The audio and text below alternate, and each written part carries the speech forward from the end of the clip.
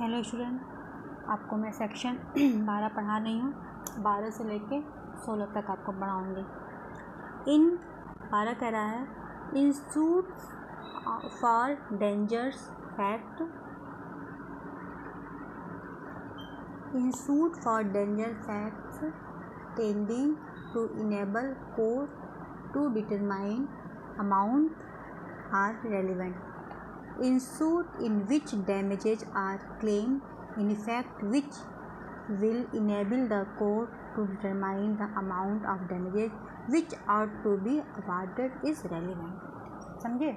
इसका मतलब ये हुआ कि उन वादों में जिनमें नुकसानी का दावा किया जाता है, वाद में एक सिविल वाद होता है जिसमें हम सिर्फ नुकसानी का दावा करते हैं। जैसे मैंने आपको पहले बताया कि एविडेंस लॉ सिविल पे भी, ये प्रोसीजर लॉ है, ये सिविल पे भी और क्रिमिनल पे भी दोनों पे अप्लाई करता है। तो जो सिविल प्रोसीजर होता है उसमें ज़्यादा डैमेजेस दिया जाता है, टॉर्ट में डैमेजेस दिया जाता है। तो ये डैमेजेस की बात कर रहा है। कह रहा है कि उन वादों में जिनमें नुकसानी का दावा किया गया हो, मतलब डैमेजेस मांगा गया हो, कोई भी तथ्य सुसंगत है तो वो तथ्य सुसंगत है, रेलिवेंट है, जिससे न्यायालय नुकसानी की रकम निर्धारित करने के लिए समर्थ हो जाए जो निर्धारित की जानी चाहिए। जैसे कि सेक्शन 73 कॉन्ट्रैक्ट एक्ट में हम यही पढ़ते हैं ना, डैमेजेस की बातें करते हैं। डैमेजेस डिसाइड होता है ना। तो वो भी डैमेजेस जो 73 का है वो धारा साक्ष्य अधिनियम की धारा 12 और साक्ष्य अधिनियम की धारा 55, तीनों में कहीं ना कहीं कनेक्शन है। आप जब बारीकी देखेंगे तीनों में डैमेजेस की बातें की गई हैं। देखिए, तो कहता है नुकसानी के दावों में सामान्यतः दो तथ्य विवादक होते हैं। कौन कौन से? क्या वादी नुकसान प्राप्त करने का अधिकार है? क्या कहता है कि whether the plaintiff is entitled to receive damages and it's so for what amount. अगर है तो कितना अमाउंट का। दो बातें, सिंपल सी बातें होती हैं। जैसे कि कॉन्ट्रैक्ट में सेक्शन 73 में अपमान लेख होता है, विद्वेषपूर्ण अभियोजन होता है, मिथ्या कारावास होता है, हमला होता है। सबके लिए क्या होता है? सबके लिए डैमेजेस अप्लाई होता है।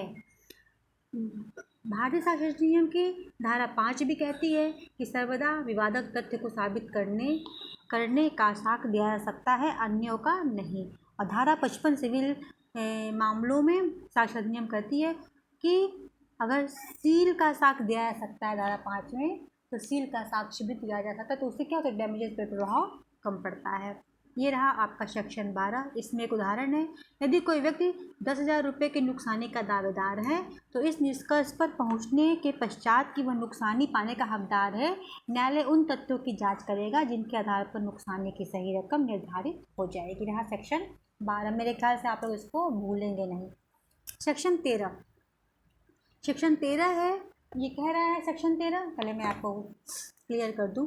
जबकि अधिकार या रूल प्रश्नगत है तथा सुसंगत तथ्य, कह रहा है fact relevant when right or custom is in question where the question is to the extends for any right or custom, the following facts are relevant. Any transaction by which the right or custom in question was created, claimed, modified, recognized, assert, denied, or which was inconsistent with its extent, particularly intense in which the right or custom was claimed, recognized, or exercised, or which in exercise was disputed, assert and departed from.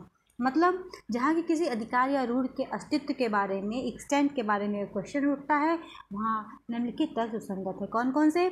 कोई सम्यवाद जिसके द्वारा प्रश्नगत अधिकार या रूढ़ि श्रेष्ठ दावाकृत, उपांतित, मान्यकृत, प्रख्यात या प्रत्याख्यात, मानना या न मानने की बात अस्तित्व असंगत हो, वे विशिष्ट उदाहरण जिनमें भी अधिकार या रूढ़ि दावाकृत, मान्यकृत या प्रयुक्त की गई थी, जिनका प्रयोग विवादगत या प्रख्यात किया गया था, अनुसरण नहीं किया गया, ये बातें इसमें सुसंगत हैं। अब देखिए आप जरा बुक में धारा 13 की राजा राम यादव की बुक है सिद्धांत।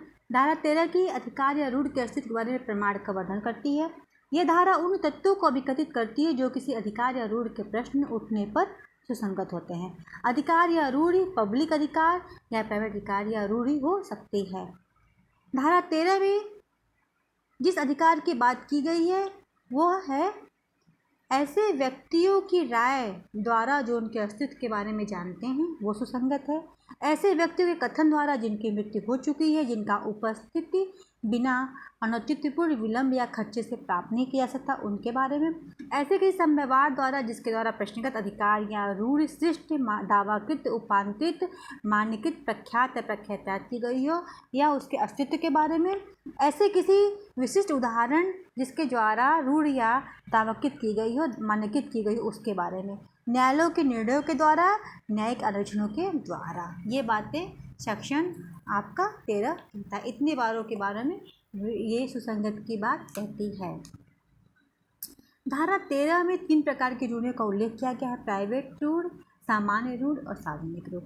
व्यक्तिगत रूढ़ वो होती है जो किसी विशिष्ट परिवार में प्रचलित होती है, उसकी रेलिवेंसी उस परिवार के लोगों द्वारा बताई जाती है। सामान्य रूढ़ होती है जो किसी वर्ग या कस्टम में अप्लाई करती है, और पब्लिक रूढ़ होती है जो सब पे अप्लाई करती है। धारा 13 में अधिकार शब्द का प्रयोग विभिन्न हाई कोर्टों में विवाद रहा है।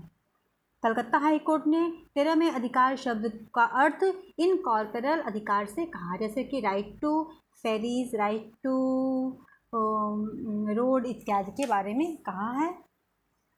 और धारा 13 के अंतर्गत शब्द उन समस्त अधिकारों को सम्मिलित करता है जो कानून में जाने जाते हैं। अब ये स्थापित हो चुका है कि धारा 13 में समस्त प्रकार के अधिकारों में लागू होता है, चाहे वो स्वामित्व के अधिकार हो या स्वामित्व के अधिकार से कुछ कम के अधिकार हो, यानी कि सेक्शन 13 आपके दोनों राइट में लागू होता है। जहाँ भी रूढ़ की बातें सुसंगत होती हैं वहाँ सेक्शन 13 अप्लाई करता है। ठीक है, इसका एक और रूढ़ से संबंधित एक और सेक्शन आपको 49 पढ़ाएंगे, लेकिन ये समझ लीजिए सिंपल सी बातें कि 13 आपके लिए क्या कहती है। रूढ़ क्या होता है? रूढ़ एक ऐसा नियम है जो किसी विशिष्ट परिवार के में अथवा किसी विशिष्ट स्थान पर बसने वाले व्यक्तियों में बहुत दिन से प्रचलित होती है।